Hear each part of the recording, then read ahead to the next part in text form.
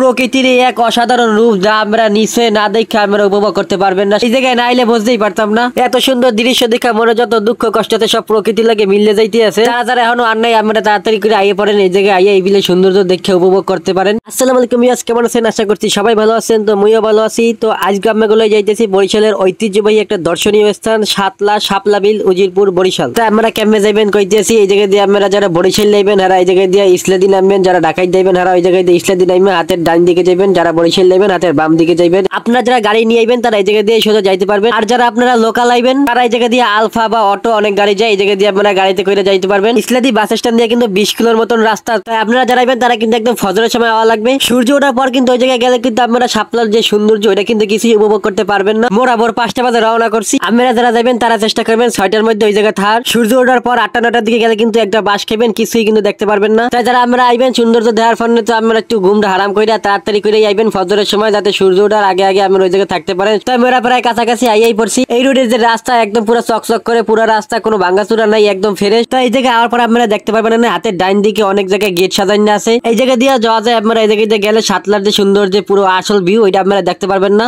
আপনারা গেট ছাড়াই আরো সামনের দিকে যাইতে থাকবেন সোজা। তো সোজা সামনের দিকে গেলে যাওয়ার পরে দেখতে পারবেন না এই জায়গায় সাতলা মুড়ি বাড়ি কয়ডারে। তো এই জায়গায় সবাই নামবেন। এই জায়গায় আওয়ার পরে দেখতে পারবেন না সুন্দর একটা সামনে গাডলা বান্ধাইন আছে। এই জায়গায় আওয়ার পরে আপনারা মেইন ভিউটা সম্পূর্ণ দেখতে পারবেন। এই জায়গায় সাতলা মুড়ি বাড়ি স্ট্যান্ড কয়ডারে। তো এই জায়গায় আইবেন সবাই আপনারা, এই জায়গা দিয়ে আমরা সম্পূর্ণ শাপলা বিলটা উপভোগ করতে পারবেন। তো এই জায়গায় আইয়া সবার আগে আপনারা একটা নৌকা ভাড়া করবেন। তো এই জায়গায় অনেক রকমের নৌকা পাবেন, ছোট বড় সবাই দাম দর করে উঠবেন। তাই মোরা 2জন মানুষ আইছি, 2জনে মিলে একটা ছোট খাটো নৌকা ভাড়া করছি। এবার রওনা দিলাম শাপলা বিলের উদ্দেশ্যে। মামু আর আমি এই জায়গায় বইয়া যাইতে আছি নৌকায় করিয়া। তো এই জায়গা দিয়ে 5-10 মিনিটের মতো নৌকা চালানোর পরে শাপলা বিলের মধ্যে ঢুকে যাবো। তো এই জায়গায় দেখতে পাচ্ছি যে অনেক বড় বিল, এই জায়গায় পানিও আছে বলে অনেক গভীর। এত বড় একটা বিলের মধ্যে বলে হাজার হাজার মাছ দিয়ে নিয়ে আছে, বিশাল বিশাল একটা মাছ। মোরা যদি নৌকায় দেখি পড়ে যায় মাছে ভাগ করে খাই থিবে, মগো জুড়াটাও পাইবে না। তাই ভোরবেলা বিলে নৌকায় করে যাইতে আছি। এক্সেল ভালো লাগতেছে, দুই সাইডে প্রকৃতি অসাধারণ সুন্দর। আমরা যারা শহরে থাকেন তারা জীবনে একবার হলো এই জায়গায় আইবেন। এই জায়গার এই অসাধারণ দৃশ্য আমরা যদি উপভোগ করতে না পারেন তো জীবনে আর আছে কি, একবার হলো এই জায়গায় ঘুরে যাইবেন। তাই মোরা আস্তে আস্তে নৌকায় করে শাপলা বিলের মধ্যে ঢুকেই পড়ছি। ওরে মোর খোদা, বিশাল বিল, চারিদিকে খালি পানি আর শাপলা ফুল চারিদিকে ফুটতে রয়েছে, কি সুন্দর। তাই মুই শাপলা দেখে একটু হয়নি শুরু করছি। ওরে খোদা, এত সুন্দর সুন্দর ফুল ফুটতে রয়েছে, দেখা মোর চোখ জুড়েই গেছে। প্রকৃতির এই এক অসাধারণ রূপ যা আমরা নিচে না দেখে আমরা উপভোগ করতে পারবেন না। সামনাসামনি দেখার পরে আমরা বুঝতে পারবেন কত সুন্দর লাগতে আছে। পুরা বিলেই যেন লাল লাল সবুজের এক অসাধারণ ক্যানভাস। প্রকৃতির লাগে সময় কারেন না, আসলেই অনেক শান্তির লাগে। এই জায়গায় না আইলে বুঝতেই পারতাম না।